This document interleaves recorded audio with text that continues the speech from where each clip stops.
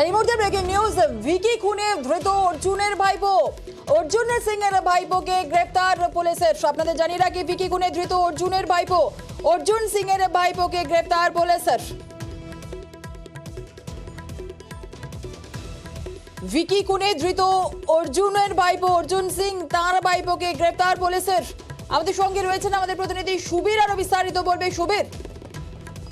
দেখো, পাপ্পু বিকি যাদব খুনের ঘটনায় কিন্তু বেশ কিছুদিন ধরেই কিন্তু ব্যারাকপুর শিল্পাঞ্চলে একটা টানটান উত্তেজনা ছিল এবং বিভিন্ন সময় কিন্তু সাংসদ অর্জুন সিং এর সঙ্গে যে বিধায়ক সোমনাথ স্বামীর কিন্তু একটা গোষ্ঠী কোন্দল কিন্তু লেগেই ছিল এবং গত দুদিন আগেও কিন্তু সোমনাথ স্বামীর যারা অনুগামী যারা রয়েছেন, অন্তত কাউন্সিলর যারা রয়েছেন শাসক দলের, তারাও কিন্তু বিকি যাদব খুনের ঘটনায় দুষ্কৃতী যে রয়েছে মানে মূল মাস্টার মাইন্ড তাকে কিন্তু গ্রেপ্তারের দাবিতে ব্যারাকপুর পুলিশ কমিশনারেটের সিপির অফিসের সামনে কিন্তু তারা বিক্ষোভ দেখায় এবং একটা মৌন প্রতিবাদ করে এবং ডেপুটেশন জমা দেয় পুলিশ কমিশনারকে। তার ঠিক দুদিন কাটতে না কাটতেই কিন্তু ব্যারাকপুর লোকসভা কেন্দ্রের সাংসদ অর্জুন সিং এর ভাইপো অর্থাৎ সঞ্জিত সিং, যার ডাকনাম পাপ্পু সিং, তাকে কিন্তু অন্য একটি কেসের ঘটনায় কিন্তু তাকে ডিডি অফিসে নিয়ে আসা হয়, এমনটাই বলা হয় তাদের আইনজীবীদের।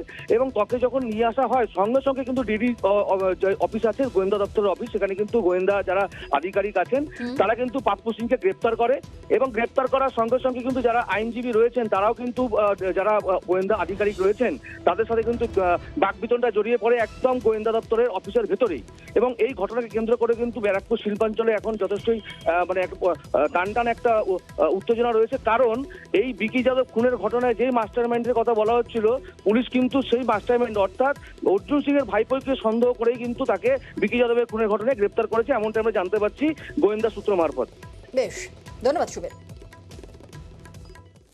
উনাকে জিজ্ঞাসাবাদ করেছে, জাস্ট ওই রুম থেকে বেরোনো পরেই আপনার জগদ্দল পিএস কেস নম্বর 481/2023, যেটা ভিকি যাদব মার্ডার কেস, সেই কেসে উনাকে উনার আয়ো হাত ধরে বলে কি ইনাকে আমরা এইখান থেকে অ্যারেস্ট করছি। দেখেন, এইটা একদম ব্যাড ইন ল, এইটা পুলিশ টোটালি বায়াসড হয়ে করেছে। বেলের আবেদন তো যখন পর্যন্ত কোর্টে প্রোডাকশন করছে না, তো বেলের আবেদন তো করা যাবে না। কালকে কোর্টে প্রোডাকশন করবে, তারপরে যে আইনি প্রক্রিয়া আছে সেটা আমরা পুরো করব।